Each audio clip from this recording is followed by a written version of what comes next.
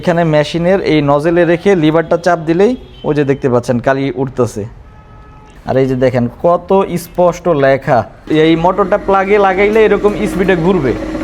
যেমন এক পিস কলম তৈরি করতে 2.5 টাকাও খরচ পড়ে, 2 টাকা 80 পয়সা উপরে। এগুলো হচ্ছে সব বল পেন। এই যে আমি আজকে আপনাদেরকে দেখাবো কিভাবে এই বল পেনগুলো তৈরি করা হয়। আমি প্রথমে একটা খালি কলমের বডি নিলাম, এটার মধ্যে কিন্তু কোনো কালি নাই। এখন এটার মধ্যে আমরা কালি ভরবো। এই যে এখানে মেশিনের এই নজেলে রেখে লিভারটা চাপ দিলেই ওই যে দেখতে পাচ্ছেন কালি উঠতেছে। তো আমরা সর্বপ্রথম হচ্ছে এই কালি বললাম, এরপরে হচ্ছে আমাদের অ্যাডাপ্টার ফিটিং মেশিন।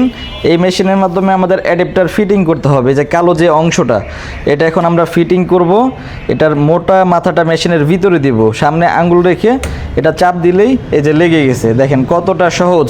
আর আমাদের কিন্তু এগুলো সব সেট আপ করা থাকে, মানে আপনি এটা যে কেউ কাজ করতে পারবে। এই যে দেখেন এখন আমি লাগাবো হচ্ছে এই